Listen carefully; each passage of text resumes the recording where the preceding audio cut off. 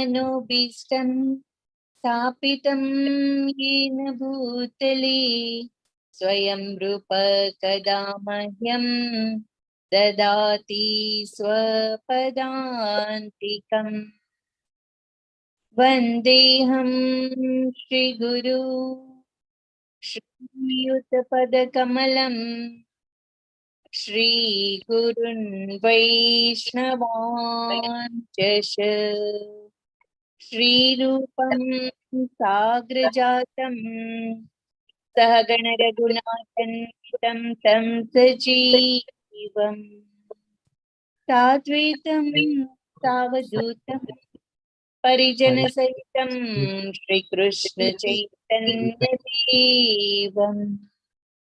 श्रीराधा कृष्णपादान् सहगण ललिता श्रीविशाखान्वितांश्च हे कृष्ण करुणा सिन्धु दीनबन्धो जगत्पते गोपेश गोपिकान्त राधाकान्त नमोऽस्तुते तप्त काञ्चन गौरांगी श्री राधे वृंदावनेश्वरी शुभानुसुते देवी प्रणमामि हरिप्रिये वाञ्छाकल्पतरुभ्यश्च कृपा सिन्धुभ्यश्च पतितानां पावनेभ्यो वैष्णवेभ्यो नमो नमः। श्री कृष्ण चैतन्य प्रभु नित्यानंद श्री अद्वैतगदाधरा श्रीवासादि गौरभक्तवृंद हरे कृष्ण कृष्ण कृष्ण हरे हरे हरे राम राम राम हरे हरे। हरे कृष्ण। श्रील प्रभुपाद ने जय। सर्वने जय श्री कृष्ण। हरे कृष्ण दीप्ति माता जी। धन्यवाद दीप्ति माता जी। हरे कृष्ण सविने। श्रीला प्रभुपाद की जय। श्री राधा गोविंद ने प्रणाम।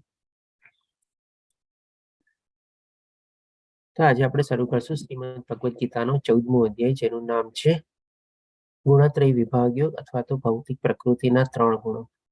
આ અધ્યાયમાં ભગવાન શ્રી કૃષ્ણ આપણને બતાવશે કે આ ભૌતિક પ્રકૃતિમાં કેવી રીતે 3 ગુણો છે અને 3 ગુણોની લાક્ષણિકતા શું છે, 3 ગુણોથી આપણે કેવી રીતે બંધાઈ જઈએ છીએ, 3 ગુણોના હેઠળ આપણે કેવી રીતે કાર્યમાં પ્રવૃત્ત થઈએ છીએ અને 3 ગુણોના જે પ્રમાણે કાર્યમાં આપણે પ્રવૃત્ત થઈએ છીએ પ્રમાણે આપણી આગલી ગતિ થાય છે, શું થાય છે એ આપણને સમજાવે છે। એટલે કે આગલો જન્મ આપણે કયા યોનિમાં આપણે પ્રાપ્ત થઈ સંભાવના છે એ ભગવાન શ્રી કૃષ્ણ અહીંયા આપણને બતાવે છે। પછી જ્યારે અર્જુન ભગવાન શ્રી કૃષ્ણને પ્રશ્ન પૂછે છે કે આ 3 ગુણોને જે માણસ ઓળંગી જાય છે એને આપણે કેવી રીતે ઓળખવો, એની જીવનશૈલી કેવી હોય છે, અને બહુ મહત્વનો ત્રીજો પ્રશ્ન પૂછે છે કે આ 3 ગુણી માયાને એટલે કે ત્રિગુણી માયાને ઓળંગવાનો ઉપાય શું છે, રસ્તો શું છે। તો એના સંદર્ભમાં પણ ભગવાન શ્રી કૃષ્ણ ત્રિગુણી માયાને ઓળંગવાનો રસ્તો બતાવે છે અને સાથે સાથે જે માણસ ગુણાતીત હોય છે એટલે કે 3 ગુણોથી અધિક ઉપર ઉઠેલો હોય છે એના લક્ષણો પણ વર્ણવે છે અથવા એની જીવનશૈલી કેવી હોય છે એ બતાવે છે। અને અંતમાં ભગવાન શ્રી કૃષ્ણ કહે છે આ બધાથી પરે હું છું, એટલે કે ભગવાન શ્રી કૃષ્ણ 27મા શ્લોકમાં આપણને બતાવે છે કે આનો આધાર તરીકે હું રહેલો છું। તો આ રીતે આપણે અધ્યાય આમ જોઈએ તો નાનો છે પણ બહુ અગત્યનો અધ્યાય છે। જેમ આપણે ગઈકાલે જાણ્યું હતું ને કે 13 થી 18 અધ્યાય છે ને આપણા આ જીવનમાં આપણને પ્રેક્ટિકલ નોલેજ, આપણને જ્ઞાન મળે છે કે આ ભૌતિક પ્રકૃતિમાં આપણે આવ્યા પછી આપણે કેવી રીતે એમાંથી પાર કરવાનું છે, આ ભવસાગરને કેવી રીતે પાર કરીને આપણે ભગવાનના ધામમાં પહોંચવાનું છે।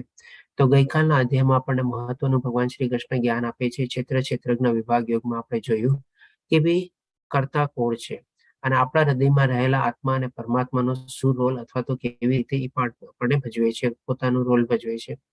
અને એ રીતે આપણે ભગવાન શ્રી કૃષ્ણ દ્વારા જાણી શકીએ છીએ કે ભાઈ ક્ષેત્ર અલગ છે, ક્ષેત્રજ્ઞ અલગ છે, આપણા હૃદયમાં રહેલો આત્મા અને પરમાત્મા કાંઈ અને કશું કરતો નથી, ફક્ત સાક્ષી અને અનુભૂતિ આપનાર તરીકે છે।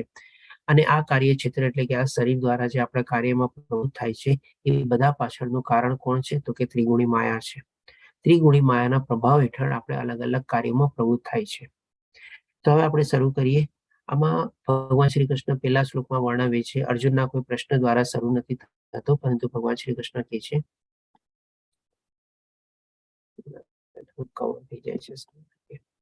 પૂર્ણ પુરુષોત્તમ પરમેશ્વર બોલ્યા, હવે હું તને સર્વ જ્ઞાનોમાં સર્વશ્રેષ્ઠ જ્ઞાન કે જેને જાણીને બધા મુનિજનો પરમ સિદ્ધિ પામ્યા તે વિશે ફરીથી કહીશ. એટલે કે હવે આ અધ્યાયમાં ભગવાન શ્રી કૃષ્ણ ઈ જ્ઞાન પ્રદાન કરવા જઈ રહ્યા છે જે બધા જ્ઞાનોમાં શ્રેષ્ઠ છે. અને ઈ જ્ઞાન જાણીને બધા જૂના વખતમાં બધા મોટા મોટા મુનિઓ, સંત મુનિઓ પરમ સિદ્ધિ પ્રાપ્ત કરેલી છે, એટલે કે ભગવાનને પ્રાપ્ત કરેલા છે. અને એ ભગવાન શ્રી કૃષ્ણ કહે છે તે વિશે હું ફરીથી કહીશ. તો આમ ભગવાન શ્રી કૃષ્ણ શું કામ કહે છે? એટલે કે આ જ્ઞાન ભગવાને શું અત્યાર સુધીમાં આપણને આપી દીધેલું છે? તો કે હા, અલગ અલગ અધ્યાયોમાં અલગ અલગ શ્લોકમાં આપણને સંક્ષિપ્ત રૂપમાં આપણને ટચ એન્ડ ગો તરીકે આપણે કહી શકીએ કે ભગવાને આ જ્ઞાન આપણને આપેલું છે. બીજા અધ્યાયના 45માં શ્લોકમાં, ત્રીજા અધ્યાયના 5માં, 27માં, 29માં અને 33માં શ્લોકમાં, ચોથા અધ્યાયના 11માં અને 23માં શ્લોકમાં, 7મા અધ્યાયમાં 12મા અને 14મા શ્લોકમાં જે ભગવાન શ્રી કૃષ્ણ આ અધ્યાયમાં આપણને જ્ઞાન આપે છે, બધું જ્ઞાન આ બધા શ્લોકોમાં આપણે આવરેલું છે, સંપૂર્ણ રીતે કવર થયેલું છે. તેમ છતાં ભગવાન શ્રી કૃષ્ણ કહે છે હું ફરીથી કહીશ. એટલે આપણે સમજી શકીએ છીએ કે આ જ્ઞાન કેટલું સર્વોપરી છે અથવા કેટલું મહત્વનું જ્ઞાન છે. અને આપણા માટે પણ વધારે બહુ જરૂરી છે, કારણ કે આ ત્રિગુણી માયાને સમજવી બહુ જરૂરી છે. આપણે એનાથી બદ્ધ થયેલા છીએ, આપણે એના દ્વારા બંધાઈ ગયા છીએ આપણે, અને એને આપણે ઓળંગવાનો અથવા એને પાર કરવાનો રસ્તો આપણે જાણવાનો છે. એટલા માટે ભગવાન શ્રી કૃષ્ણ આપણા માટે કૃપા કરીને આ જ્ઞાન ફરીથી અર્જુન દ્વારા મારફત આપણને બીજી વાર સંભળાવે છે, અને એકદમ વિસ્તૃત રૂપમાં આપણને સંભળાવે છે. પછી ભગવાન શ્રી કૃષ્ણ આપણને કહે છે 5મા શ્લોકમાં, ભૌતિક પ્રકૃતિ 3 ગુણોની બનેલી છે. એટલે કે આ ભૌતિક પ્રકૃતિની અંદર 3 જે ગુણો છે એ ઓલરેડી ઇન્સ્ટોલ્ડ છે, આપણે ઓલરેડી ઇમ્બાઇબ્ડ છે આપણે કહી શકીએ. અને એ ક્યાં છે 3 ગુણો? તો કે તે છે સત્વગુણ, રજોગુણ તથા તમોગુણ. જ્યારે સનાતન જીવ પ્રકૃતિના સંસર્ગમાં આવે છે ત્યારે હે મહાભાવ અર્જુન, તે આ 3 ગુણોથી બદ્ધ થઈ જાય છે. એટલે કે જેવો આપણો જન્મ થાય છે અને જન્મ થઈને જેવા આપણે પ્રકૃતિના સંસર્ગમાં આવીએ છીએ, as soon as we come in contact with the physical nature, તરત ને તરત આપણે આ 3 ગુણોથી બંધાઈ જઈએ છીએ, બદ્ધ થઈ જાય છે. એટલે ઓટોમેટિકલી આપણે એમાં બંધાઈ જઈએ છીએ. હવે જેમ કે આપણે સમજવા માટે કે આપણે દાખલો લઈએ, માની લો આપણે લેપટોપ લીધું હોય. હવે લેપટોપમાં કોઈ જાતના કોઈ પ્રોગ્રામ એમાં ઇન્સ્ટોલ ન થયેલા હોય, તો આપણને લેપટોપ કઈ કામમાં આવે? હરે કૃષ્ણ. હા કે ના ખાલી જવાબ આપવાનો છે. કોણ કહેશે? કઈ કામમાં ના. માની લો ઓન બી થતું હોય પણ એમાં કોઈ પ્રોગ્રામ જ ઇન્સ્ટોલ ન થયા હોય, તો પછી આપણને લેપટોપ શું કામમાં આવે? એ ખાલી આપણે કહીએ ને ડબલા જેવું, આપણને પેપર વેટ તરીકે જેવું લાગે. એવી જ રીતે આપણા મોબાઈલ આપણે નવો લઈએ છીએ, નવો સરસ મજાના પેકિંગમાં ને એમાં આવે છે, આપણે ખોલીએ છીએ, અંદરથી કેટલા બધા પ્લગ પોઈન્ટ ને બધું નીકળે છે, સાથે એને ઇન્સ્ટ્રક્શન મેન્યુઅલ નીકળે છે, બધું નીકળે છે, એનું કવર નીકળે છે, સ્ક્રીન ગાર્ડ નીકળે, બધું નીકળે. પણ હવે એ મોબાઈલની અંદર માની લો કાંઈ ઇન્સ્ટોલ જ ન થયેલું હોય, તો એ મોબાઈલ આપણને શું કામનું? આપણે અત્યારે કેટલી બધી ચીજો, એપ્સ જે આપણે કહીએ છીએ, બધા પ્રોગ્રામ અથવા એપ્સ ને બધું જે હોય છે એમાં ઇન્સ્ટોલ થયેલું હોય તો જ આપણને મોબાઈલ કામનો હોય છે ને. આપણા મોબાઈલમાં વોટ્સઅપ ન હોય, આપણા મોબાઈલમાં યુટ્યુબ ન હોય, તો એ મોબાઈલ આપણને શું કામનો? કઈ કામમાં આવે મોબાઈલ? એકદમ બોરિંગ જેવું લાગે આપણને. તો એ જ રીતે આપણે જયારે આ ભૌતિક પ્રકૃતિમાં આવ્યા છીએ, તો આપણને રમવા માટે છે ને ભગવાને આ 3 ગુણોનું એમાં નાખેલી છે, અથવા તો આપણે ઇન્સ્ટોલ કરેલા છે. આપણે જેમ આપણે લેપટોપમાં શું છે, માઇક્રોસોફ્ટ નો પ્રોગ્રામ હોય તો એ માઇક્રોસોફ્ટમાં 3 ભાગ હોય છે ને, વર્ડ, એક્સેલ અને પાવર પોઈન્ટ. બાકી બધા બી હોય છે પણ આ 3 મુખ્ય હોય છે આપણને, કે જેના દ્વારા આપણા ઓલમોસ્ટ બધા કામ કમ્પ્લીટ થઈ જાય. અને મોબાઈલમાં બી આપણે એવા બધા અલગ અલગ ટાઈપના પ્રોગ્રામ ઇન્સ્ટોલ થયેલા હોય છે. તો એવી જ રીતે ભગવાને પણ છે ને આ પ્રકૃતિમાં, એટલે કે આ સૃષ્ટિની અંદરમાં 3 ગુણો નાખેલા છે, 3 ગુણો ઓલરેડી ઇન્સ્ટોલ કરેલા છે. અને એ 3 ગુણો છે સત્વગુણ, રજોગુણ અને તમોગુણ. હવે ઘણીવાર આપણા મનમાં પ્રશ્ન થાય, જે પ્રમાણે આપણે આ ગુણોથી બંધાઈ જઈએ છીએ અને ગુણોને ઓળંગવા બહુ મુશ્કેલ હોય છે, અને એના પ્રભાવ હેઠળ આપણે કેવી રીતે વિચારવાની પ્રક્રિયા, આપણે કામ કરવાની પ્રક્રિયા ને બધી હોય છે, તો આપણને એમ થાય કે ભગવાને આ 3 ગુણો શું કામે નાખ્યા હશે? સત્વગુણ, રજોગુણ, તમોગુણ નાખવાની જરૂરત જ શું હતી? અથવા તો ખાલી 1 ગુણ નાખી દીધો, સત્વગુણ, તો શું ખોટું હતું? તો તો હવે આના સંદર્ભમાં બી આપણે એક દાખલો લઈએ કે માની લો નવો બાળક આપણે ઘરે આવે જન્મીને, ત્યારે આપણે શું છે ઘરમાં પણ કેવું સરસ મજાનું આપણું એના માટે ઘોડીઓને બધું તૈયાર કરેલું હોય, ઘોડિયા ઉપર આપણે રમકડું રાખેલું હોય, કોઈક અવાજ કરતું કંઈક એવું રમકડું હોય જે ટક ટક અવાજ કે કંઈ કરે. આ બાળક જેવું રોવે તરત પેલા આપણે એનાથી એને ચૂપ કરવાનો પ્રયાસ કરીએ, પછી નો ચૂપ થાય તો એને કંઈક આપણે હાથમાં લઈને રમાડીએ અને બધું કરીએ. એટલે કે એને પણ આપણે અલગ અલગ ચીજ વસ્તુઓ જોવે છે બાળકને. તો હવે જ્યારે આપણે પ્રકૃતિના સંસર્ગમાં આવીએ છીએ અને આ ભૌતિક પ્રકૃતિમાં જે આપણે જીવ લીધેલો છે અથવા તો સજીવ રીતે જ્યારે આપણા અંદર આત્માનું નિરૂપણ થાય છે, એટલે આપણને પણ છે ને રમવા માટે અથવા તો કંઈક ને કંઈક પ્રવૃત્તિમાં નાખવા માટે ભગવાને આ 3 ગુણોમાં ઇન્સ્ટોલ કરેલા છે. કોકને જેને જેને જે ગુણના હેઠળ રહેવું હોય, જે ગુણ એને પસંદ હોય એ ચોઈસ કરી શકે અને એ દ્વારા ભગવાન શ્રી કૃષ્ણ જે પ્રમાણે કહે છે આ શ્લોકમાં, તે આ ગુણોથી બદ્ધ થઈ જાય છે. હવે પછી આગળ ભગવાન શ્રી કૃષ્ણ આ 3 ગુણોની લાક્ષણિકતા વર્ણવે છે અથવા તો આ 3 ગુણો કેવી રીતે આપણામાં કેવી અસર કરે છે એ આપણને સમજાવે છે. તો 6થા શ્લોકમાં કહે છે કે હે નિષ્પાપ, સત્વગુણ અન્ય ગુણો કરતા અધિક શુદ્ધ હોવાથી પ્રકાશ આપનારો અને મનુષ્યને સર્વ પાપ કર્મોથી મુક્ત કરનારો છે. એટલે કે સત્વગુણ જે છે એ બાકી બધા ગુણો કરતા સર્વોપરી છે, વધારે સારો છે અને બહુ સારો છે. અને એ રીતે સારો શું કામે છે તો કે ભાઈ એ પ્રકાશ આપનારો અને મનુષ્યને સર્વ પાપ કર્મથી મુક્ત કરનારો છે. ડેફિનેટલી એના દ્વારા આપણને જ્ઞાન પ્રાપ્ત થાય છે. જ્ઞાન એટલે કે ભૌતિક દુનિયાનું જ્ઞાન નહીં, પણ આપણને આધ્યાત્મિક જ્ઞાન પ્રાપ્ત થાય છે. અને જો આપણે આધ્યાત્મિક જ્ઞાનમાં સ્થિર થયેલા હોઈએ તો ડેફિનેટલી આપણને એવા પાપ કર્મોમાં આપણે પ્રવૃત્ત ન થઈએ અને એનાથી આપણે અળગા રહી શકીએ. જે મનુષ્ય આ ગુણમાં અવસ્થિત હોય છે તેઓ સુખ તથા જ્ઞાનના ભાવથી બદ્ધ થઈ જાય છે. એટલે કે જો આપણે સત્વગુણની અંદર આપણે આપણું જીવન જીવતા હોઈએ તો ડેફિનેટલી આપણને કહેવાતું સુખ, ટેમ્પરરી સુખ પણ આપણને મળે છે અહીંયા ભૌતિક દુનિયામાં, અને સાથે સાથે જ્ઞાન પણ આપણને મળતું જ હોય છે. એટલે કે એ સત્વગુણી હેઠળ આપણે આત્મજ્ઞાનને બધું કેળવીએ છીએ અને ડેફિનેટલી એ ગુણ પણ આપણને છે તો બંધન કરતા જ, એટલા માટે ભગવાન શ્રી કૃષ્ણ કહે છે બદ્ધ થઈ જાય છે. હવે આ સત્વગુણ આપણી મનસ્થિતિ ઉપર કેવી રીતે કામ કરે છે એ પણ આપણે સમજી લઈએ. જેમ કે માની લ્યો કોઈ માણસ સત્વગુણના પ્રભાવ હેઠળ રહે છે તો એના મનમાં બી બધા વિચારો તો આવવાના જ છે. સારા વિચારો બી આવે, ખરાબ વિચારો બી આવે. પણ હવે એ પ્રમાણે આત્મજ્ઞાન ને બધું સત્વગુણની હેઠળ બધું સારું જ્ઞાન મળેલું છે એટલે એ શું કરે છે, ખરાબ વિચારો ત્યાં ને ત્યાં જ રોકી રાખે છે, એને આગળ વધવા નથી દેતો. એક બેરિયર અથવા બ્રિજ બાંધી દે છે કે જેથી કરીને ફિલ્ટર થઈને સારા ગુણો આગળ વધે છે અને ખરાબ ગુણો ત્યાં ને ત્યાં અટકી જાય છે આપણે. અને એ પછી સારા વિચારો દ્વારા સારા કર્મો માનેમાં સારી મનસ્થિતિ હેઠળ એ કાર્યમાં પ્રવૃત્ત થાય છે. એટલે કે આપણે જાણીએ છીએ કે ભાઈ કોઈ પણ કાર્ય કરવા પહેલા આપણે મનમાં વિચાર આવે છે, પછી એના માટે આપણે લાગણી જાગે છે, એટલે કે થોટ પ્લસ ઇમોશન. પછી આપણે એ કાર્ય કરવા માટે આપણે ઈચ્છુક થઈએ છીએ અથવા તો પ્રેરિત થઈએ છીએ અથવા તો એ કાર્ય કરવા માટે આપણે આગળ વધીએ છીએ. તો જે ગુણો હેઠળ માણસ જીવતો હોય છે એની વિચારસરણી આવી હોય છે, એની કામ કરવાની પદ્ધતિ આવી હોય છે અને એ આવી કાર્યશૈલીમાં પ્રવૃત્ત થાય છે. હવે ભગવાન શ્રી કૃષ્ણ આપણને રજોગુણ વિશે બતાવે છે. તો 7મા શ્લોકમાં કહે છે, હે કુંતી પુત્ર, રજોગુણની ઉત્પત્તિ અમર્યાદિત ઈચ્છાઓ, એટલે કે કંટ્રોલમાં ન રાખી શકે એટલી બધી આપણી મનમાં ઈચ્છાઓ તો જાગતી જ હોય છે અને એના દ્વારા આપણે આકર્ષાઈએ પછી અને તૃષ્ણાને કારણે થાય છે. એટલે કે ભાઈ આપણી તરસ જે છે ઓર ને ઓર વધે છે. એક મોબાઈલ હજી નવો નથી નીકળ્યો ત્યાં આપણને ઈચ્છા થાય છે કે ચાલો ને હવે નવો મોબાઈલ લઈએ, ગાડીનું નવું મોડેલ બદલીએ, કંઈક ને કંઈક આપણા મનમાં એવી ઈચ્છાઓ જાગ્યા કરે છે અને આથી જ દેહધારી જીવ સકામ કર્મથી બદ્ધ થઈ જાય છે. એટલે હવે આમાં જે કર્મ કરે છે એ શું હોય છે, કંઈક ફળ મેળવવાની ઈચ્છા હેઠળ કરે છે, પોતાની ઇન્દ્રિય તૃપ્તિ અથવા પોતાના શરીર સુખ માટે કામ કરે છે. એટલા માટે એને ભગવાન શ્રી કૃષ્ણ કહે છે સકામ કર્મથી બદ્ધ થઈ જાય છે.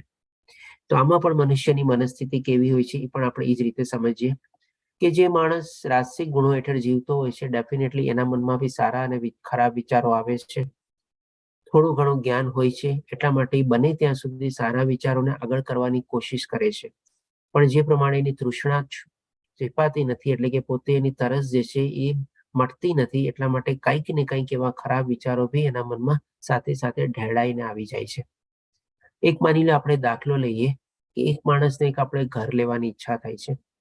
વિચાર સારો છે, શું વિચારે કે ભાઈ પોતાના માતા પિતા ભગવાનનો રૂમ બનાવે, પોતાના બાળકો માટે, પોતાના માટે એક સરસ મજાના અલગ અલગ બેડરૂમ ને બધું હોય, અને એવી રીતે પોતે ઘર લેવાનું વિચારે છે. હવે જે પ્રમાણે ઘર લેવાનું વિચારે છે, માની લો એના બજેટમાં એ પ્રમાણે આવતું નથી, અથવા તો જે બજેટમાં આવે છે એ એને ગમતું નથી, કંઈક ને કંઈક કારણ હોય છે. એટલે કે શું, ઘણી બધી ઈચ્છાઓ તો જાગે છે કે ઘર મોટું હોવું જોઈએ, આટલા સ્ક્વેર ફીટ નો હોવું જોઈએ, આટલા બેડરૂમ હોવું જોઈએ, આટલા બાથરૂમ હોવા જોઈએ, આટલું બાલ્કની હોવી જોઈએ, આ એરિયામાં હોવું જોઈએ, આવી રીતે સાઉથ ઓપન હોવું જોઈએ. ઘણી બધી એવી ઈચ્છાઓ એના મનમાં જાગતી હોય છે. હવે જયારે બધી ઈચ્છાઓને આવરી લેવા માંગે છે, ત્યારે જોવે છે કે મારા બજેટમાં તો ઘર આવતું નથી. એટલે હવે એ શું વિચારે છે, ગામમાંથી એડવાઇસ મળે છે બધી, એમાં શું વાંધો છે, લોન લઈ લે ને થોડું ઘણું. ગામમાં લોન તો અત્યારે હોમ લોન બધી ઇઝીલી મળે છે. રક્ષા માતાજી આપણે મ્યુટ રાખજો. ઓકે. એટલે કે માની લો એમાંથી થોડોક ઓર આકર્ષિત થાય છે, અને એવી રીતે લોન ને બધું લઈને પછી આપણે એ સરસ મજાનું એવું ઘર લે છે. હવે લોન ને લઈ તો લીધી, એમાં કંઈક માની લો તકલીફ આવી ગઈ, પછી આગળ જતા ધંધો બરાબર નો ચાલ્યો, કે નોકરીમાંથી કંઈક એવું આપણને એનું ડિમોશન થયું, કે બીજી નોકરી બદલાઈ ગઈ, કેવી રીતે કંઈ પણ કારણ થયા આપણને, હવે ઈએમઆઈ તો ચાલવાના જ છે. હવે એના માટે શું, પછી કંઈક ને કંઈક બીજા રસ્તા અપનાવે. ઘણીવાર ઓવર ટાઈમ કરે, ઘણીવાર 2-3 બીજા કામ કરે, અથવા તો ક્યારેક ક્યારેક કંઈક ખોટા કામ બી કરી લે, કે ભાઈ એવી રીતે શું છે, કંઈક ને કંઈક અલગ અલગ જાણતા અજાણતા એક કારણ હેઠળ એ બીજા ખોટા કાર્યમાં થોડો ઘણો પ્રવૃત્ત થઈ જાય છે, અને એવી રીતે એના સારા કર્મો અને ખરાબ કર્મો પ્રમાણે પોતે પ્રવૃત્ત થાય છે. એટલે કે ડેફિનેટલી વિચાર તો સારા આગળ વધારે છે, પણ એ સારા વિચારોને એની ઈચ્છાઓને તૃષ્ણાને તૃપ્ત કરવા માટે કંઈક ને કંઈક આપણે એમાંથી ખરાબ કાર્ય બી એના મનમાંથી થઈ જાય છે આપણે. એટલે કે આવી રીતે એ રજોગુણથી બદ્ધ થઈ જાય છે. હવે પછી ભગવાન શ્રી કૃષ્ણ તમોગુણ વિશે બતાવે છે આપણને. તો 8મા શ્લોકમાં કહે છે કે હે ભરતપુત્ર, એમ જાણી લે કે અજ્ઞાનથી ઉત્પન્ન થતો તમોગુણ સર્વ દેહધારી જીવોનો મોહ છે. એટલે કે ડેફિનેટલી આમાં માણસને કોઈ જાતનું કોઈ આધ્યાત્મિક જ્ઞાન હોતું નથી, તાત્વિક જ્ઞાન હોતું નથી, આત્માનું જ્ઞાન હોતું નથી, અને સંપૂર્ણ અજ્ઞાનમાં જ પોતાનું જીવન ગુજારે છે. આ ગુણોના પરિણામો પાગલપણ, આળસ તથા નિદ્રા હોય છે, કે જે બદ્ધ જીવને બાંધે છે. એની જીવનશૈલી પણ એવા જ પ્રકારની હોય છે. તો આ પ્રમાણે ભગવાન શ્રી કૃષ્ણ 3 ગુણોને વર્ણવે છે. હવે ભગવાન શ્રી આમાં પણ આપણે એની ગતિ જોઈ લઈએ કે તમોગુણમાં એની માનસિક સ્થિતિને બધું કેવી હોય છે. ડેફિનેટલી એના મનમાં બી સારા વિચારો અને ખરાબ વિચારો આવે છે, પણ કોઈ અજ્ઞાનના અભાવને કારણે સાચું શું ખોટું શું એ પારખી જ શકતું નથી. પણ મોસ્ટલી માણસ શું છે, ખરાબ તરફે પેલા આકર્ષાઈ જાય છે. એટલે કે એ સારા વિચારોને પારખી જ ન શકવાના કારણે એને આગળ જ વધારી શકતો નથી, કારણ કે જ્ઞાન જ એની પાસે હોતું નથી, અને એવી રીતે ખોટા કામમાં અથવા ખરાબ વિચારોમાં પોતે ઢેળાઈ જાય છે, અને એવી રીતે એની મનસ્થિતિ હેઠળ એવા ખરાબ કાર્યો અથવા તો નેગેટિવ કર્મોમાં એમાં પોતે પ્રવૃત્ત થાય છે. પછી હવે ભગવાન શ્રી કૃષ્ણ આપણને આ ત્રણેય ગુણોમાં આપણને કેવી રીતે અથવા તો એનું શું પરિણામ આવે છે આ જગતમાં જીવતા જીવતા એ આપણને કહે છે. તો 9મા શ્લોકમાં કહે છે કે હે ભરતપુત્ર, સત્વગુણ મનુષ્યને સુખથી બાંધે છે. જે પ્રમાણે આપણે આગળ જાણ્યું, સુખ અને પોતે થોડું આત્મજ્ઞાન ને તત્વજ્ઞાન કેળવેલું હોય છે, પોતે શાંતિનો અનુભવ કરે છે. રજોગુણ સકામ કર્મથી બાંધે છે, એટલે કે કંઈક ને કંઈક ફળ અને ઇન્દ્રિય તૃપ્તિ અને શરીર સુખ માટે કર્મોમાં પ્રવૃત્ત થાય છે, અને એના સારા નરસા ફળ એને પ્રમાણે મળે છે. અને તમોગુણ મનુષ્યના જ્ઞાનને ઢાંકીને તેને પ્રમાદથી બાંધે છે. કોઈ જાતનું જ્ઞાન હોતું જ નથી, એટલે કે આવી રીતે પોતાની એ જીવનશૈલી જોવે છે, જે પ્રમાણે ભગવાને કીધું પ્રમાદ, નિંદ્રા, એ બધા હિસાબે. હવે પછી આ જે 3 ગુણો જે છે એનો માત્રા કેવી રીતે આપણા જીવન ઉપર પ્રભાવિત કરે છે, મનસ્થિતિ ઉપર પ્રભાવિત કરે છે, એ ભગવાન શ્રી કૃષ્ણ આપણને 10મા શ્લોકમાં બતાવે છે કે શું આ 3 ગુણોનો માત્રા એક હિસાબમાં હોય છે. એટલે કે માની લો બધા 33-33% હોય છે, અથવા તો જો કોઈ વધારે હોય છે તો કોને પરાસ્ત કરીને વધારે થાય છે, અથવા તો કોઈ ઓછો હોય તો બીજા કયા ગુણો વધારે માત્રામાં હોય છે, એ આપણને અહીંયા બતાવે છે.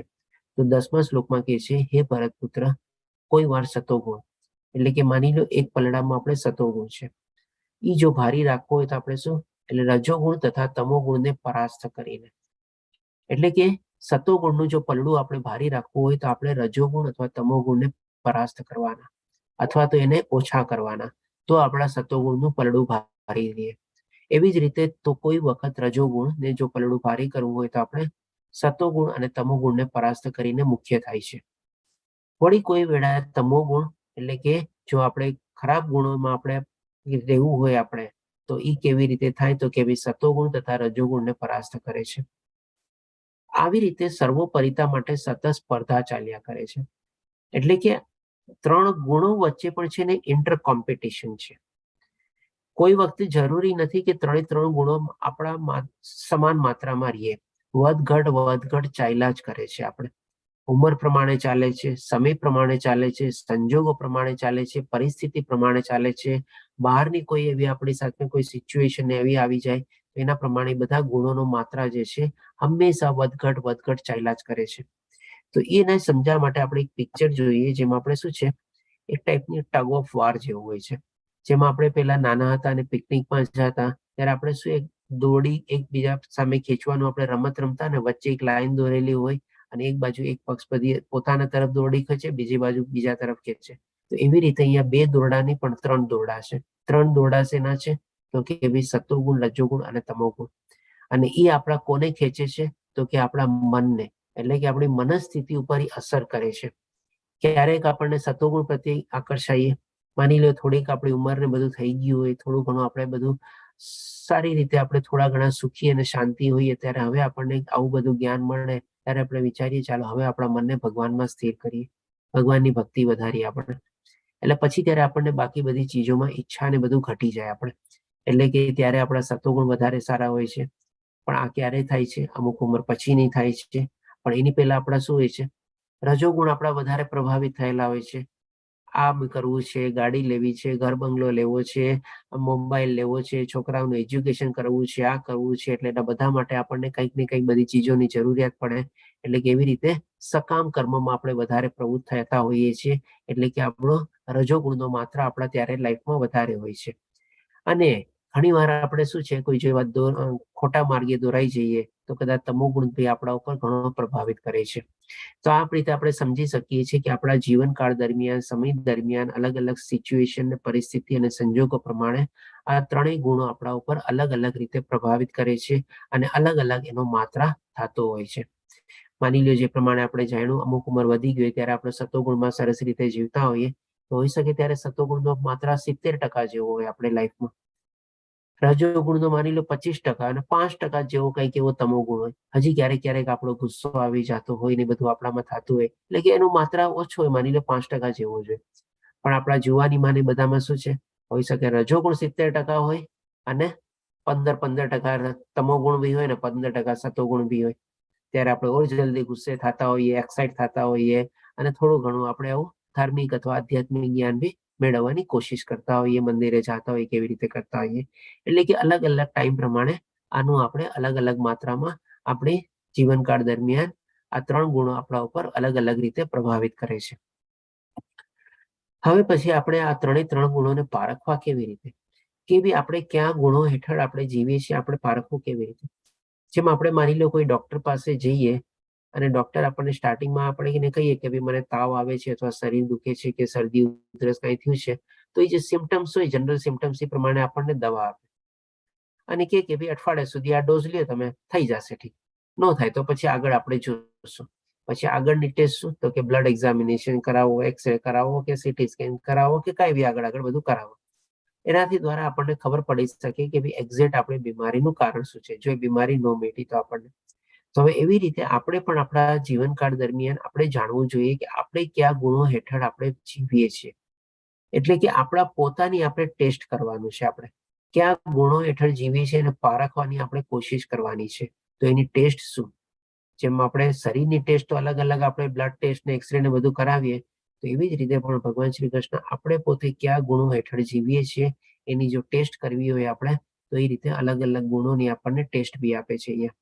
તો 11મા શ્લોકમાં કહે છે કે જ્યારે શરીરના સર્વદ્વાર, આપણે આગલા અધ્યાયમાં જાણી ગયા હતા કે આપણા શરીરના 9 દ્વાર છે અને સર્વદ્વાર એટલે કે બધા 9 દ્વાર જ્ઞાનના પ્રકાશથી પ્રકાશિત થઈ જાય છે.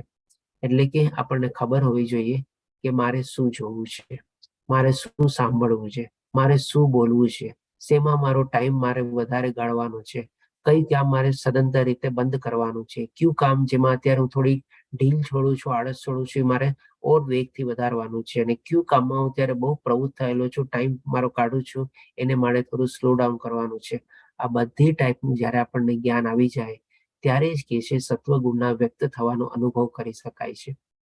આજે જેમ કે સવારના પોરમાં વહેલું ઉઠવું જોઈએ, જરૂરી છે, અને ઉઠીને આપણે સરસ મજાનો આપણે ક્લાસ એટેન્ડ કરીએ તો એ આપણો સત્વગુણ છે. પણ શું આપણે નિંદ્રામાં પડ્યા રહીએ, મોડા ઉઠીએ અને એવી રીતે આપણો 9 વાગે ઉઠવાનો સમય ને બધું થાય તે બધા તમોગુણ છે આપણે. એટલે આપણે ક્યારે ઉઠવું, શું કરવું, ત્યારે સવારે ઉઠીને શું સાંભળવું જોઈએ, શું જોવું જોઈએ, સવારે ઉઠીને તરત ને તરત આપણે મોબાઈલમાં લાગી જઈએ તો એ પણ આપણે તમોગુણ છે. ગાડલામાંથી તો હજી ઉઠ્યા નથી, આપણે પણ ઉઠ્યા પહેલા જ આપણે એમને 1-2 કલાક પહેલા મોબાઈલમાં કાઢી નાખીએ, તમોગુણ જ છે. તમે કહેશો હું તો ઉઠી ગયો હતો. અરે ભાઈ, ગાડલામાંથી ક્યાં ઉઠ્યો તને? તે કેવું સારું કામ કર્યું, સત્વગુણ વાળું કર્યું કે જેથી આપણે કહી શકીએ કે તું સત્વગુણમાં જીવે છે. ઉઠીને આવી રીતે કામ કરે તો એ તમોગુણ જ કહેવાય આપણે. એટલે કે આ બધી રીતે આપણે શું કરવું, શું જોવું, શું સાંભળવું, ક્યાં આપણો ટાઈમ વ્યતીત કરવો અને કેવી રીતે આપણો ટાઈમ આપણે પાસ કરવો, એ બધું ચીજ જ્યારે આપણે સમજી જઈએ ત્યારે આપણને ભગવાન શ્રી કૃષ્ણ કહે છે આપણે સત્વગુણનો આપણામાં અનુભવ કરી શકીએ. હવે એવી જ રીતે ભગવાન શ્રી કૃષ્ણ રજોગુણની પણ ટેસ્ટ આપે છે આપણને. હે ભરતશ્રેષ્ઠ, જ્યારે રજોગુણમાં વધારો થઈ જાય છે ત્યારે અત્યંત આસક્તિ, એટલે કે બધી ચીજોમાં આપણને ઓર ને ઓર મેળવવાની આપણી ઈચ્છા થાય છે, આપણી આસક્તિ એમાં જાગે છે. કયા ટાઈપના 4 કમાં આપણી આસક્તિ જાગે છે, જે આપણે આ પિક્ચર દ્વારા આપણને યાદ આવે છે? કોઈ આપણે ઓલરેડી કરેલું છે. આપણે 4 ક કીધા હતા આપણે. હરે કૃષ્ણ, કોઈને યાદ છે? આપણા શરીર સુખ ને ઇન્દ્રિય સુખ માટે આપણે રીતે પ્રવૃત્ત થતા હોઈએ છીએ. આપણે ફોટો દ્વારા બી સમજાઈ જશે ઘણા લોકોને. હા, ધન દ્વારા, સ્ત્રી દ્વારા. ઓકે, જી 4 ક હતા આપણે.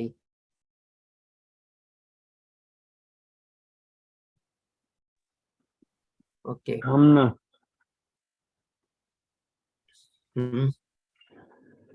ઓકે, ક્રોધ. બરોબર. તો આપણે લઈએ, ચાલો. 4 ક એટલે કે કયા ક? જેમાં આપણી આસક્તિ વધતી જાય છે. કાયા, કામ, કંચન અને કીર્તિ. આપણને ઘણીવાર શરીર પ્રત્યે આકર્ષિત હોઈએ છીએ કાયા દ્વારા, એટલે કામ, પછી એટલે કે અલગ અલગ ટાઈપની બધી ઈચ્છાઓ જાગૃત થાય છે. કંચન એટલે કે સોનું, એટલે કે પૈસો ભેગાવવામાં આપણી આસક્તિ થાય છે. અને કીર્તિ એટલે કે ક્યારેક આપણને પોતાનું નેમ ફેમ સ્ટેટસ મેળવવાની ઈચ્છા થાય છે. એટલે કે આ 4 ક આપણને નડે છે હંમેશા. કંઈક ને કંઈક એમાં આપણી આસક્તિ હોય છે આપણે. એટલે કે અત્યંત આસક્તિ, સકામ કર્મ, એટલે કે આવી જ રીતે કંઈક ને કંઈક ફળ મેળવવા અથવા ઇન્દ્રિય તૃપ્તિ માટે આપણે અલગ અલગ કાર્યમાં પ્રવૃત્ત થઈએ છીએ. ગહન ઉદ્યમ, જે પ્રમાણે આપણે દાખલો લીધો રજોગુણ સમજવા માટે, કે ભાઈ સરસ મજાનો ફ્લેટ લેવો છે અને એના માટે બજેટ બહાર પડી જાય છે, પછી માની લો લોન લીધેલી છે, તો પછી એક્સ્ટ્રા કામ કરવું પડે છે, ઓવર ટાઈમ કરવું પડે છે, બીજો જોબ કરવો પડે છે, કે બીજો સોર્સ ઓફ ઇન્કમ ગોતવું પડે છે, એટલે કે ગહન ઉદ્યમ કરવો પડે છે. અનિયંત્રિત ઈચ્છા, હજી પણ આપણે ઘરને ડેકોરેટ કરવાનું છે, ફર્નિચર કરવાનું છે, આવી બધી ઘણી બધી એવી ઈચ્છાઓ આપણા અંદર જાયગા જ કરતી હોય છે. તથા લાલસાના લક્ષણો પ્રગટે છે, એટલે કે આ કહીએ આપણે થોડું ઘણું આપણે તમોગુણી છે. એવી વધારે ને વધારે આપણે લાલચુ થઈએ છીએ કે જલ્દી જલ્દી મારી લોન પૂરી થઈ જાય, જલ્દી જલ્દી આપણે ઈએમઆઈ કમ્પ્લીટ આપણને નિવૃત્તિ મળે. એટલે કે આપણી લાલચ ઓર વધતી જાય છે. ક્યાંક એવી રીતે કોઈક આપણને અનાયાસે પૈસા મળી ગયા હોય, આપણે વિચારીએ કે ચાલ ને એ કામ હજી હું ઓર કરું, ઓર ત્યાંથી આવી રીતે જલ્દી પૈસા ભેગા કરું. એટલે કંઈક ને કંઈક આવી લાલચ અથવા લાલસા આપણી વધતી જાય છે. તો આ બધા જો આપણામાં સંકેત હોય તો આપણે સકામ કરવો છે. જેમ કે માની લો અત્યારે આપણે દ્રષ્ટાંત લઈએ કે અત્યારે આપણે સવારે ઉઠીને સરસ મજાનો આપણે આ ક્લાસ જોઈન કરીએ છીએ. પણ હવે એ જ ટાઈમમાં આપણને કોઈક એવો કોલ આવી જાય કે ભાઈ તમારે અત્યારે આ ટાઈમમાં આ કામ કરવાનું છે, તો તમને આટલા પૈસા આપીશ, અથવા વધારે પૈસા મળતા હોય, આપણે આ છોડીને જો એની પાછળ ત્યાં ભાગીએ આપણે, તો આપણે રજોગુણી થઈ ગયા. એટલે કે કહીએ ને કે આપણું જો માપદંડ હોય ને આપણી લાઈફમાં, એક આપણે તરત ને તરત આપણે એક પેરામીટર રાખવું જોઈએ. ઘણી વાર આપણી લાઈફમાં છે ને આવી ડબલ સિચ્યુએશન ઊભી થાય છે, કન્ફ્લિક્ટિંગ સિચ્યુએશન ઊભી થાય છે કે શું કરવું મારે અત્યારે, હવે કેવી રીતે મારે નિર્ણય લેવો. તરત ને તરત એક આવી રીતે આપણે કાર્ડ રાખવાનું કે ભાઈ આ સતોગુણમાં પડે છે કે રજોગુણમાં પડે છે, બસ એ રીતે આપણે તરત ડિસિઝન બી લઈ શકીએ. આપણી લાઈફની આપણી પ્રાયોરિટી આપણે સેટ કરી શકીએ કે ભાઈ મારી લાઈફની પ્રાયોરિટી પ્રમાણે મારે ચાલવાનું છે. કે ભાઈ પહેલા મારે મિત્ર સાથે ટાઈમ પાસ કરવો જરૂરી છે, જો કોઈ એવું ઇન્વિટેશન કે કાંઈ એવું હોય કે ભાઈ મારે અત્યારે ઓફિસનું કામ છે એ કરવું જરૂરી છે. તો કે ભાઈ ઓલું શું છે, તો કે ભાઈ ફ્રેન્ડ્સનું, એટલે કે મિત્રની બધા માટે ટાઈમ આપવાનો છે. આ મારી કેરિયર રિલેટેડ છે. આખો આપણે ચાર્ટ બનાવેલો હોય પ્રાયોરિટી કે ભાઈ કેરિયર પહેલા આવે છે, ફ્રેન્ડ્સ નીચે આવે છે, તો કે નથી કરવું. ક્યારેક એવો પ્રસંગ આવે કે ભાઈ ચાલો આ ટાઈમમાં અત્યારે આપણે આ ક્લાસ એટેન્ડ કરવાનો છે ને એ જ ટાઈમમાં આપણે આગલે દિવસે ક્યાંક રાત્રના કોઈકની ત્યાં રોકાવાનું હોય, જેથી કરીને આપણે ક્લાસ એટેન્ડ ન કરી શકતા હોઈએ, તો આપણે તરત કહી દેવું ભાઈ રાતના નહીં રોકાઈ શકું તારે ત્યાં, હું આવીશ પણ મોડામાં મોડો 10 વાગ્યા સુધી હું નીકળી જઈશ, કારણ કે બીજે દિવસે સવારે મારો ક્લાસ હોય છે. તરત આપણી પ્રાયોરિટી પ્રમાણે આપણે ડિસિઝન લઈ શકીએ આપણે, અને તરત આ રીતે આપણે સમજી શકીએ. ઘણીવાર આપણને એવું થાય છે, આમંત્રણ મળે છે કે રાતના રોકાઈ જાય છે ને આપણે ઘરે બેસશું બધા સાથે ને બધું, તરત આપણે ડિસિઝન લઈ શકીએ આપણે. તો આ રીતે આપણે ટેસ્ટ આપણને મળે છે કે ભાઈ આપણે કયા ગુણો હેઠળ જીવીએ છીએ, અને આવી કન્ફ્લિક્ટિંગ સિચ્યુએશન અથવા ડ્યુઅલ સિચ્યુએશન આપણી લાઈફમાં આવે તો આપણે તરત આવી રીતે આપણે નિર્ણય આપણને લેવામાં બહુ મદદરૂપ થાય છે. તો 13મા શ્લોકમાં કહે છે, હે કુરુપુત્ર, જ્યારે તમોગુણમાં વૃદ્ધિ થઈ જાય છે ત્યારે અંધકાર, જડતા, ઉન્માદ અને મોહ વ્યક્ત થાય છે. એટલે કે આ તમોગુણ એટલે કે આપણે કહી શકીએ કે ભાઈ જ્યારે આમાં માણસનો વૃદ્ધિ થાય છે, જે પ્રમાણે એ બધા કેરેક્ટરિસ્ટિક વર્ણવેલા છે. અંધકાર એટલે કે જ્ઞાનનો અભાવ, જડતા એટલે કે મેં કીધું એટલે આમ જ થવું જોઈએ, મેં આમ કીધું તું ને આમ કેમ ન થયું, અને મોહ, આ બધા આપણે કહી શકીએ કે નેગેટિવ સાઇન્સ આપણી લાઈફમાં છે. જ્યારે આપણી લાઈફમાં આવા ટાઈપના સિચ્યુએશન આવી જાય છે અથવા સંજોગ આવી જાય છે કે ભાઈ ઘણી બધી ચીજો આપણને કરવામાં બહુ આળસ ચડે, આપણે આજ કરશો કલ કરશો પરસું એ ટાઈપનો આપણે એપ્રોચ કરતા હોઈએ, નહીં કે ભાઈ આજ કરે સો અભી કરે, એવી રીતે એવી ટાઈપનું જે એપ્રોચ ન હોય, તો આ બધા આપણે કહી ન શકીએ ને બધા તમો ગુણ છે આપણે. હવે આ રીતે સમજાવ્યા પછી હવે ભગવાન શ્રી કૃષ્ણ કહે છે કે આપણી ગતિ કેવી થાય છે, એટલે કે આપણો આગલો જન્મ શું થાય છે, કેવો થાય છે, એ ભગવાન શ્રી કૃષ્ણ 18મા શ્લોકમાં કહે છે. સત્વગુણી મનુષ્ય ક્રમશ એટલે કે આસ્તે આસ્તે, સ્લોલી, ગ્રેજ્યુઅલી ઉપર અથવા ઉચ્ચતર લોકોમાં જાય છે, જે બધા આપણે સ્વર્ગલોકના નામે જાણીએ છીએ એ પ્રમાણે. રજોગુણી માણસો પૃથ્વીલોકમાં રહે છે, અને જે ઘૃણાજનક તમોગુણમાં હોય છે તેઓ નીચે નરક લોકમાં જાય છે. એટલે કે 3 ગુણમાં જીવવા વાળાની ગતિ ભગવાને દેખાડી દીધી. આપણે ઘણીવાર તમે જોજો એવા માણસો હોય છે કે સારી એવી ઉંમર ને બધું થઈ ગયું હોય, તેમ છતાં હજી જોજો તમે એટલા બધા રજોગુણી અથવા તમોગુણીમાં જીવતા હોય ને કે વાત છે. હજી એને આ બધું જ્ઞાન ને બધું ન મળે, સતોગુણીમાં જ હોય જ નહીં આપણે. તો એની ગતિ કેવી થાય છે એ બધું અહીંયા ભગવાન શ્રી કૃષ્ણ સરસ રીતે વર્ણવે છે. તો આપણે ટ્રાય કરવી જોઈએ કે મેક્સિમમ ને મેક્સિમમ આપણી લાઈફમાં, હા થોડા ઘણા વખત સુધી આપણે રજોગુણીમાં રહીએ છીએ, બધાના ઘણી બધી મહત્વાકાંક્ષાઓ ને બધું હોય છે આપણે, અને ઘણા બધા આપણા લાઈફના ગોલ્સ હોય છે, આપણે અચીવ કરવાના હોય છે, જે બધા આપણે કહી શકીએ કે થોડા ઘણા મોનેટરી ગોલ્સ હોય છે, પૈસાને રિલેટેડ બધા હોય છે, એસેટ બનાવી, મિલકત બનાવી, બધું બનાવવું બરાબર છે. થોડી ઘણી લાઈફ આપણે એમાં ગાડી, અને એમાં જેટલા સફળ થયા બરાબર છે, ન થયા તો ભગવાનની ઈચ્છા સમજીને આપણે એમાં સંતોષ માનવો જોઈએ. અને લાઈફમાં એક ટાઈમ પ્રમાણે તો પછી આપણે બને એટલા આપણે સત્વગુણમાં જ આપણે જીવન વિતાવવાની કોશિશ કરવી જોઈએ, કે જેથી ભલે કરીને આપણને મુક્તિ તો ન મળે, કદાચ એ સર્ટેન ન હોય આ એક જન્મમાં, પણ ઉચ્ચતર લોક તરફ આપણે પ્રયાણ તો કરી શકીએ. અને આસ્તે આસ્તે આ રીતે હોઈ શકે 1 ટાઈમ, 2 ટાઈમ, ત્રીજી ટાઈમમાં આપણે કે પછી આપણે તો ભગવાનના ધામમાં પહોંચી શકીએ. એટલે કે જે પ્રમાણે ભગવાન શ્રી કૃષ્ણ કહે છે, સત્વગુણી મનુષ્ય ક્રમશ એટલે કે આસ્તે આસ્તે ઉપર ઉચ્ચતર લોકોમાં જાય છે. તો એ જ આપણે આપણી લાઈફમાં કોશિશ કરવી જોઈએ આપણે. હવે અર્જુનનો પ્રશ્ન આવશે કે પછી 19મા શ્લોકમાં પેલા કહે છે, જ્યારે કોઈ મનુષ્ય સારી રીતે જાણી લે છે કે સર્વ કાર્યોમાં પ્રકૃતિના 3 ગુણો સિવાય અન્ય કોઈ કરતા નથી. એટલે કે જે ગઈકાલના અધ્યાયમાં પણ આપણે સારી રીતે જાણ્યા કે બધા કર્મોના પાછળ આપણે આ કાર્ય ક્ષેત્ર એટલે કે શરીર દ્વારા કર્મોમાં પ્રવૃત્ત થઈએ છીએ, પણ એની પાછળનો ડ્રાઇવિંગ ફોર્સ કોણ છે, તો કે ત્રિગુણી માયા જ છે. એ જ ચીજ અહીંયા ભગવાન શ્રી કૃષ્ણ ફરીથી આપણને કહે છે કે બધા ગુણો કાર્યની પાછળ કોણ છે, તો કે ત્રિગુણી માયા જ છે, અને એના સિવાય અન્ય કોઈ કરતા નથી. આપણે કરતા ભાવ કેળવવો જ ન જોઈએ.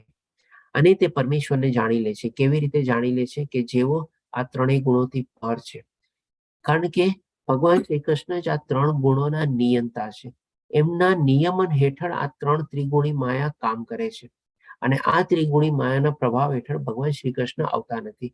પણ આપણે બધા જે મનુષ્ય જીવન છે એ આ ત્રિગુણી માયાના આપણે કઠપુતલીની જેમ જેવા આપણે બદ્ધ જન્મ પામીએ છીએ, ત્રિગુણી માયાના સંસર્ગમાં આવીએ છીએ, એમાં બદ્ધ થઈ જઈએ છીએ, અને એના કઠપુતલીના હિસાબે આપણે નાચીએ છીએ આપણે. અને એ રીતે આપણે અલગ અલગ કાર્યમાં પ્રવૃત્ત થઈએ છીએ અને એ રીતે આપણી મનોદશા અને મનસ્થિતિ આપણે કેળવીએ છીએ. એટલે કે બધા કારણોની પાછળનું કારણ એ રીતે ત્યારે આપણે કાર્ય કરવા માટે આપણે ત્રિગુણી માયા જવાબદાર છે. અને એનાથી પર કોણ છે? તો કે ભગવાન શ્રી કૃષ્ણ. અને આ ત્રણેય જાણી લે છે કે છે તો તેઓ મારા દિવ્ય સ્વભાવને પ્રાપ્ત કરે છે. એટલે કે આ ત્રિગુણી માયા જ આપણને બધા કાર્ય કરવામાં પ્રવૃત્ત કરે છે. એની પાછળનો ડ્રાઇવિંગ ફોર્સ ઈ છે અને ભગવાન શ્રી કૃષ્ણ એના નિયંતા છે. હવે 21મા શ્લોકમાં અર્જુન પ્રશ્ન પૂછે છે. અર્જુને પૂછ્યું, હે મારા પ્રિય પ્રભુ, જે મનુષ્ય 3 ગુણોથી પર થયેલો છે તેને કયા લક્ષણો વડે જાણી શકાય છે? તેનું આચરણ કેવું હોય છે? એટલે કે જીવનશૈલી કેવી હોય છે? અને બહુ જ મહત્વનો પ્રશ્ન, ત્રીજો પ્રશ્ન કે તે પ્રકૃતિના ગુણોને કેવી રીતે ઓળંગી જાય છે? તો આના સંદર્ભમાં બી ભગવાન શ્રી કૃષ્ણ પહેલા બેનો જવાબ આપે છે 22, 23 અને 24મા શ્લોકમાં. પછી છેલ્લા પ્રશ્નનો જવાબ આપે છે કે ભાઈ કેવી રીતે આ ત્રિગુણી માયાને ઓળંગી શકાય અથવા તો એને પાર કરી શકાય. તો પહેલા ભગવાન શ્રી કૃષ્ણ જે ગુણાતીત વ્યક્તિ છે એના લક્ષણો વર્ણવે છે અથવા તો એની જીવનશૈલી વર્ણવે છે 22, 23 અને 24મા શ્લોકમાં. આમાં ભગવાન શ્રી કૃષ્ણ કહે છે, પૂર્ણ પુરુષોત્તમ પરમેશ્વર બોલ્યા, હે પાંડુપુત્ર, જે મનુષ્ય પ્રકાશ, આસક્તિ તથા મોહ, એટલે કે માની લો જ્ઞાન, આપણામાં જ્ઞાન ત્યારે આવેલું હોય, આપણે એના પ્રભાવ હેઠળ જીવતા હોઈએ, થોડી ઘણી આસક્તિ બી હોય, થોડો ઘણો મોહ બી હોય, ઉપસ્થિત હોય ત્યારે અને ત્યારે તેમની ઘૃણા કરતો નથી. ત્યારે શું? એટલે આપણને બધી ચીજની સમજણ પડી ગઈ કે ચાલો તમોગુણ છે, સત્વગુણ છે, રજોગુણ છે, આપણામાં સારું એવું આત્મજ્ઞાન ને બધું બી આપણે કેળવી લીધું. તેમ છતાં બી આપણી સાથે અંદર થોડી ઘણી આસક્તિ બી છે. આ મેળવી લઉં, ઓળી મેળવી લઉં, થોડી ઘણી ચીજોથી આપણે મોહિત બી થઈએ છીએ, વ્યક્તિઓથી બી મોહિત થઈએ છીએ. તો આનાથી જ્યારે આપણી અંદર હોય ત્યારે મનુષ્ય એની ઘૃણા કરતો નથી કે ભાઈ નેચરલ છે, એ થવાનું જ છે. ત્રિગુણી માયા આપણને બધી રીતે આપણને ખેંચવાની જ છે. જેમ ઓલું ટગ ઓફ વારનું આપણે જોયું ને, બધા દોરડા આપણે પોતાની તરફ ખેંચવાના જ છે. એટલે કે એનાથી ઘૃણા કરતો નથી કે ભાઈ શું કામ ખાલી મારા મનમાં સત્વગુણ જ નથી જાગતું, શું કામે સત્વ જ્ઞાન જ નથી જાગતું, મારા મનમાં આસક્તિ શું કામે છે, મારા મનમાં બધો મોહ શું કામે છે, એવી કોઈ ટાઈપની ઘૃણા કરતો નથી કે તે ન હોય ત્યારે તેની આકાંક્ષા રાખતો નથી. માની લો પોતે બધાના ઉપર સંયમ મેળવી લીધો, કાબુ મેળવી લીધો, હવે એના મનમાં એવો કોઈ આસક્તિ નથી કે એના મનમાં કોઈ એવો મોહ બી નથી. ઘણા લોકો એને આવી કે તું તો સાવ ડલ માણસ છે, આવો ઉદાસીન માણસ કેમ થઈ ગયો તું, આવું સરસ મજાનું પહેલા આમ હતું તને આમ હતું ને હવે કેમ આવી રીતે આમ થઈ ગયું? એટલે કે એ જાણે છે માણસ કે ભાઈ હું ગમે તેવો છું પણ એ સારા ગુણોમાં જીવો છું. ગમે તે કોઈ સામેવાળો આવીને કહે એટલે કે પછી શું છે, ફરીથી એના મનમાં ઈચ્છા જગાડવાની એને પણ કોઈ એવી આકાંક્ષા રહેતી નથી. જ્યારે હતું ત્યારે બી સમજતો હતો કે બે ત્રિગુણી માયાનો પ્રભાવ છે, બરાબર છે, ચાલો મારે સંયમ મેળવવો છે, કંટ્રોલ મેળવવો છે. અને હવે માની લો એના ફળ સ્વરૂપે સંયમ અને કંટ્રોલ કર્યો ત્યારે બધા વયા ગયા અને કોઈ આવીને આમ કીધું તો પણ ત્યારે કોઈ એનાથી એને કઈ ફરક પડતો નથી. કે જે ભૌતિક ગુણોની આ સર્વ પ્રતિક્રિયાઓ પ્રત્યે નિશ્ચલ તથા અવિચલિત રહે છે. એને તો ખબર જ છે કે આ બધું ત્રિગુણી માયાના પ્રભાવ હેઠળ થવાનું જ છે. બધું આવ જાવ ચાલવાનું જ છે બધું આપણે, પણ કોઈનાથી વિચલિત થતું નથી. કોઈ ગમે તે આવીને કોઈ કાંઈ બી કે નહીં કે તારે. અને કેવળ ગુણો જ ક્રિયાશીલ છે હોય છે એમ જાણીને તટસ્થ તથા ગુણાતીત રહે છે. કારણ કે એને કારણ મળી ગયું છે, જે રહસ્ય જે છે એ એને મળી ગયું છે, એ પોતે જાણી ગયો છે. તો કોઈ સામેવાળો કોઈ આવીને ગમે તેટલો પ્રભાવિત કરે કે એને એ રીતે આપણે સંભળાવે કે એ રીતે એને બતાવે, એનાથી એને કાંઈ ફરક પડતો નથી. એ સમજે છે કે આ બધું બરાબર છે બસ, કારણ કે એ અલગ અલગ પ્રકૃતિના ગુણો પ્રમાણે અલગ અલગ એ આપણને ખેંચતાણ કરતું જ રહેવાનું છે. આપણામાં વધઘટ ચાલ્યા જ કરવાની છે અને એ બધું ગુણાતીતના કાર્ય પ્રમાણે ચાલે છે, એ પ્રમાણે પોતે સમજી જાય છે. જે પોતાની અંદર સ્થિત હોય છે, એટલે કે પોતાની અંદર જ પોતે સમાયેલો હોય છે અને સુખ તથા દુઃખને સમાન માને છે. સારી સિચ્યુએશન આવે, ખરાબ સિચ્યુએશન આવે, સુખ આવે, દુઃખ આવે, ચાલવાનું જ છે બધું. આપણે મનુષ્ય જીવનમાં છે જ આપણે, જેમ ભગવાન શ્રી કૃષ્ણ અર્જુનને કીધું તો બીજા શ્લોકમાં, બીજા અધ્યાયમાં, આને તારે સહન કરતા શીખવું જ પડશે આપણે. તો એ રીતે પણ આ જે ગુણાતીત વ્યક્તિ હોય છે એને એ રીતે પોતે સહન કરતા અને એમાં તટસ્થ રહેતા શીખી ગયો હોય છે. જે માટીનો ઢગલો પથ્થર તથા સોનાની લગડીને સમાન દ્રષ્ટિથી જુએ છે. હવે જે પ્રમાણે હર વખતે આપણે દાખલો લઈએ છીએ પ્રમાણે કે આમાં કેવી રીતે ગુણાતીત વ્યક્તિ સમાન દ્રષ્ટિથી જુએ છે, તો કે જે પ્રમાણે માની લો કે આપણે સોનાની ખાણ હોય, હવે એ સોનાની ખાણમાંથી આપણે સોનું કાઢવા માટે આપણે એને ખોદીએ, એટલે પેલા બધી માટી ને બધું નીકળે, આપણે માટીનો ઢગલો એક બાજુ રાખીએ, પછી અંદરથી કોઈ મોટા મોટા પથ્થર ને બધું નીકળે, એ પથ્થરો બધા કાઢીને આપણે એક બાજુ ઢગલો કરીએ, પછી ઓર ખોદીએ ત્યારે અંદરથી પછી આપણને માટીના રૂપમાં આપણે એમાં સાથે સોનું મળેલું આપણને મળે. પછી આપણે એને માની લો પ્યોરિટી કરવા કરીને એક સોનાની લગડી બનાવીએ, 5 ગ્રામ, 10 ગ્રામ કે 50 ગ્રામની. ઘણો બધો જથ્થો હોય એમાંથી જઈને પછી આપણને એક નાનકડી લગડી બને. હવે ત્રણેય ચીજ એક સામે એ રીતે રાખેલી છે. હવે કોઈ સામે આવે ગુણાતીત વ્યક્તિ આવે, ગુણાતીત વ્યક્તિ કે આ ત્રણેય તો સમાન જ છે. કેવી રીતે? શું કામે? તો કે ભાઈ તમે જે માટી કાઢી એ પણ તો આ ધરતીમાંથી નીકળી, જે પથ્થરો નીકળ્યા એ પણ તો આ ધરતીમાંથી નીકળ્યા, જે સોનાનો ટીકડો નીકળ્યો તમે લગડી રૂપે બનાવ્યો એ પણ તો આ ધરતીમાંથી જ રૂપાંતરિત થઈને આવ્યો. તો બધામાં ફરક શું છે? અને આ ધરતી કોની છે? ધરતી કોણે બનાવેલી છે? તો કે ભગવાને બનાવેલી છે. એનું જ આખું સૃષ્ટિનું સર્જન છે. આપણે થોડીને ધરતી બનાવવા ગયા છે, કે સોનું બનાવવા ગયા છે, કે પથ્થર બનાવવા ગયા છે, કે માટી બનાવવા ગયા છે. બધું આ માટીમાંથી અથવા એમાંથી જ ધરતીમાંથી નીકળે છે. બધું સમાન જ છે ને. એટલે કે અંદર રહેલું છે ને તત્વ જોવે છે આપણે. એ છું ને બાહ્ય રીતે નથી જોતો કે ભાઈ આ માટીનો ઢગલો છે, આ તો તુચ્છ છે, આની કઈ વેલ્યુ નથી. આ મોટા મોટા પથ્થરના ટુકડા છે, એ શું કામમાં આવે? હું તેને ખસેડી નથી શકવાનો. અને આજે સોનાની લગડી છે, ચાલો મને આખી સોનાની લગડી મળી ગઈ, આનો આ ભાવ છે ને એવી રીતે. તો એ ભૌતિક એની દ્રષ્ટિ થઈ ગઈ. પણ જે ગુણાતીત વ્યક્તિ છે આવી રીતે બધામાં તત્વ જોવે છે. એને શું જોયું? બધામાં તત્વ શું છે? તો કે બધામાં ધરતીનો વાસ છે. અને એ ધરતી કોણે બનાવેલી છે? તો કે ભગવાનની છે. એ એમના સ્વામી છે. આપણે કોણ છીએ એના? એટલે કે આવી રીતે એની જોવાની બધામાં દ્રષ્ટિ હોય છે. જે અનુકૂળ અને પ્રતિકૂળ પ્રતિ સમાન હોય છે, એટલે કે ફેવરેબલ અનફેવરેબલ સિચ્યુએશન. જે ધીર છે અને પ્રશંસા તથા બદનામીમાં, માન તથા અપમાનમાં સમાન ભાવથી રહે છે. એટલે કે ધીર અને ગંભીર અને સંતુષ્ટ. એટલે કે પોતે એકદમ પોતાની અંદર સમાયેલો એકદમ વ્યક્તિ છે. અને એની સામે કોઈની પ્રશંસા કરે કે કોઈને અપમાનિત કરે, કોઈ એને માન આપે કે કોઈ એને બદનામ કરે, બધી ચીજથી એને કોઈ ફરક નથી પડતો. કારણ કે એમાં પણ એ શું જોવે છે કે ભાઈ આ સામેવાળો માણસ છે, ત્રિગુણી માયાના પ્રભાવ હેઠળ એ આવી રીતે વર્તે છે. માની લ્યો એ તમો ગુણમાં જીવે છે, તો એ આ માણસને આવીને કહેવાનું, કંઈક અપશબ્દો વાપરવાનું, કે કંઈક એને ખોટું કહીને જવાનું, એને બદનામ કરવા માટે કંઈ બી કરે, એ તમો ગુણ પ્રમાણે વર્તે છે. બસ.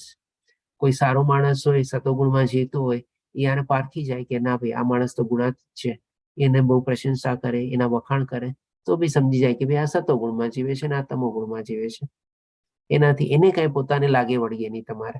એટલે કે બધા પ્રતિ સમાન ભાવથી રહે છે. જે શત્રુ તથા મિત્ર પ્રતિ સમાન વ્યવહાર રાખે છે, જેમાં આપણે આગલા અધ્યાયમાં 12મા અધ્યાયમાં બી જોયું હતું, ભક્તના ગુણ પ્રતિ. એટલે કે ભક્તને કોઈ શત્રુ અને મિત્ર હોતો નથી, પણ સામેવાળો આવી રીતે આને સમજે છે.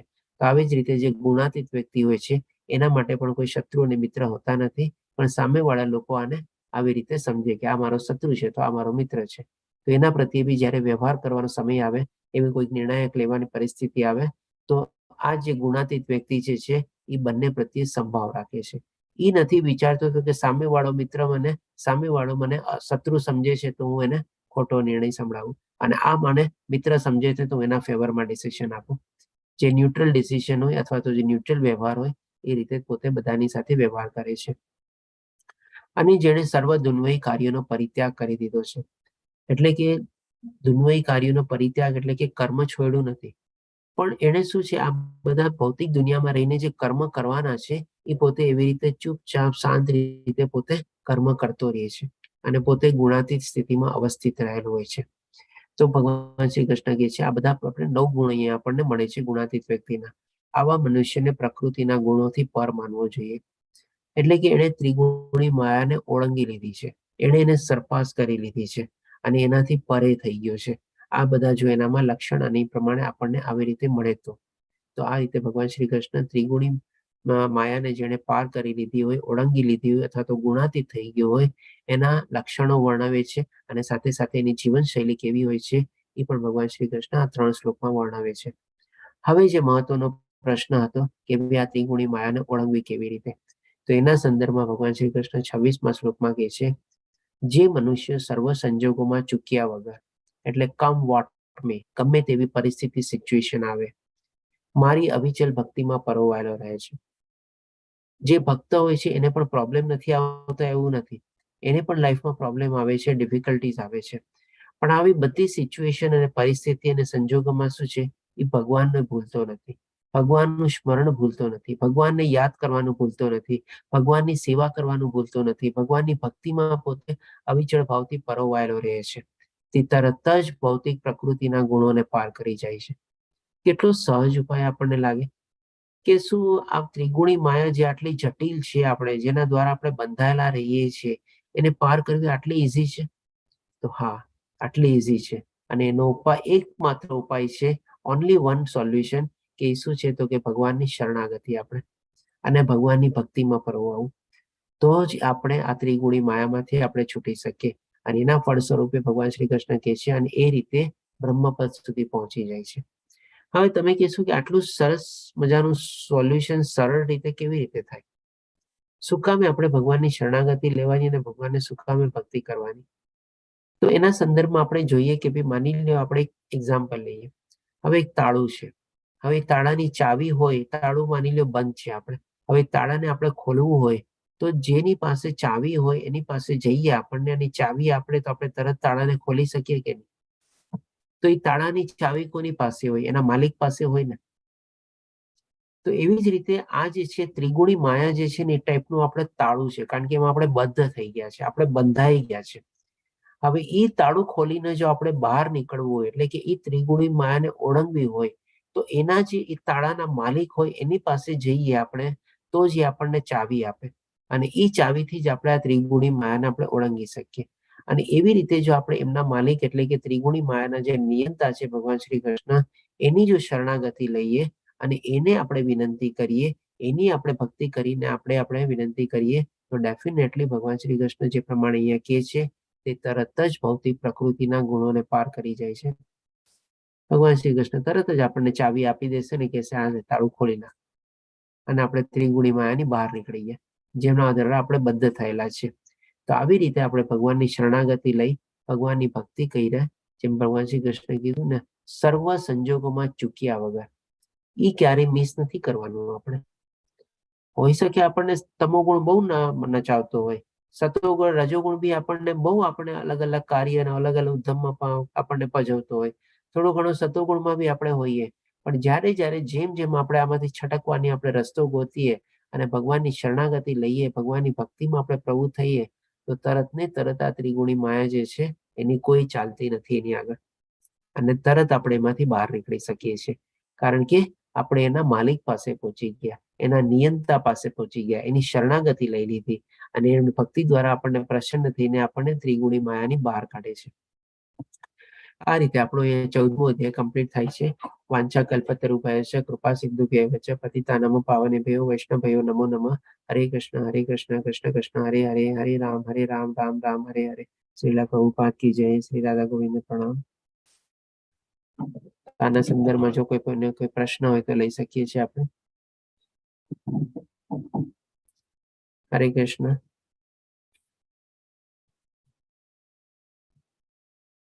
હરે કૃષ્ણ ચિંતન પ્રભુજી. હરે કૃષ્ણ જય શ્રી માતાજી. હરે કૃષ્ણ સુરેશ પ્રભુજી. હરે કૃષ્ણ તેજસ પ્રભુજી. હરે કૃષ્ણ મંદા માતાજી.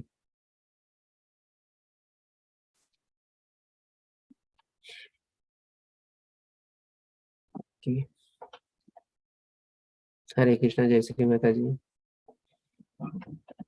પ્રભુજી, જી તમે માતાજી બોલો. પ્રવૃત્તિ અને નિવૃત્તિ સમજાવ્યું હતું ને? શું સમજાવ્યું હતું? પ્રવૃત્તિ નિવૃત્તિ. હા, પ્રવૃત્તિ નિવૃત્તિ. હા, તો એને ડિટેલમાં પછી કેવી રીતે લઈ શકીએ? માતાજી આપનો અવાજ બ્રેક થાય છે, ક્લિયર નથી. શું પૂછો છો? હરે કૃષ્ણ, અવાજ આવે હા છે? હા, અત્યારે ક્લિયર છે. હા, પ્રવૃત્તિ અને નિવૃત્તિ તમે સમજાવ્યું હતું ને? હા, હા, તો એ ડિટેલમાં કેવી રીતે લઈ શકાય? પ્રવૃત્તિ અને નિવૃત્તિ, બરોબર. પ્રવૃત્તિ એટલે કે શું? કોઈ પણ કાર્યમાં આપણે પ્રવૃત્ત થઈએ એટલે કે પ્રવૃત્તિ, આપણે એક્ટિવ છીએ એ રીતે. અને નિવૃત્તિ એટલે કે શું? ભાઈ આપણે એમાંથી એ કાર્યમાંથી બહાર નીકળવું, અને એ કાર્યમાંથી બહાર નીકળીને આપણે બીજા કાર્યમાં પ્રવૃત્ત થવું, એ રીતે આપણે નિવૃત્તિ લેવાની છે. નિવૃત્તિનો મતલબ એમ નહીં કે આપણે સંપૂર્ણ રીતે બધા કાર્યોમાં છોડી દેવાનું, પણ જે કાર્ય આપણે કરતા હોઈએ, જે કાર્યમાં આપણે પ્રવૃત્ત થયેલા હોઈએ આપણા આજીવન દરમિયાન, એમાંથી આપણે બહાર નીકળીને હવે આપણે બીજા કાર્યમાં પ્રવૃત્ત થવાનું છે. એનું નામ આપણે નિવૃત્તિ તરીકે લઈ શકીએ. જેમ કે માની લો આપણે કોઈક એક્ઝામ્પલ લઈએ કે એક માણસ છે, હવે 20-25 વર્ષની ઉંમરમાં એને અર્નિંગ કરવાનું શરૂ કર્યું અને એ પ્રમાણે એનું કઈ બિઝનેસ પ્રોફેશન કે કોઈક નોકરી કરે છે અને ડેફિનેટલી એ પ્રમાણે પણ એ સારા કામમાં જ પોતે પ્રવૃત્ત થયેલો છે અને લગભગ એને પોતાના, જેમ આપણે 65 વર્ષ રિટાયરમેન્ટ થઈ જોઈએ, 25 થી લઈને 65 વર્ષ સુધી, 40 વર્ષ સુધી કામ કરે છે એમાં. પછી હવે 65 વર્ષે પોતે એ કાર્યમાંથી પોતે નિવૃત્ત થાય છે. હવે એ નિવૃત્ત થઈને હજી એને કાર્ય તો કરવાનું છે, પ્રવૃત્તિ તો કરવાની છે કંઈક ને કંઈક, કારણ કે એવું નથી કે એને જે કાર્યમાં પોતે પ્રવૃત્ત હતો એમાંથી રિટાયરમેન્ટ લઈને પછી પોતે ઘરે બેસી જવાનું છે.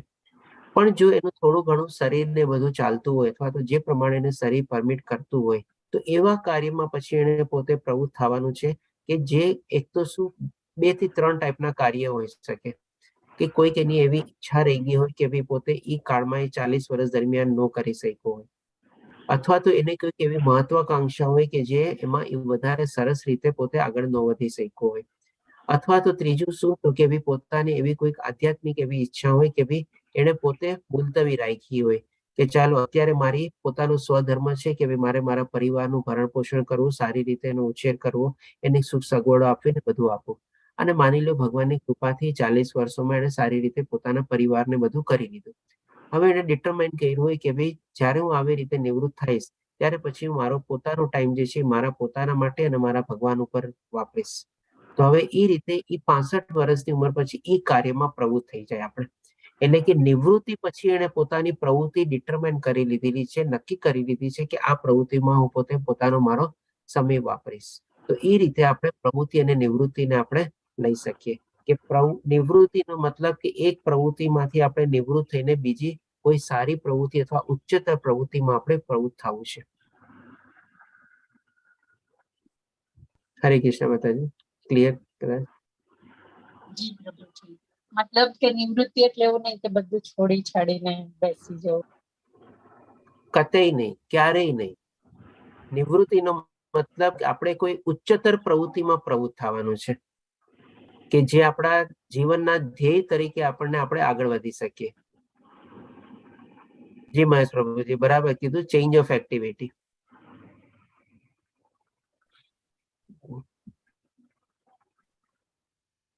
જેમ કે હું આપણને એક એક્ઝામ્પલ આપું હજી એવી રીતે કે મને જે પ્રમાણે ખ્યાલ આવે છે, હું જ્યારે આપણે ઇન્ડિયામાં પ્રેક્ટિસ કરતો હતો ત્યારે મારા એક ક્લાયન્ટ હતા.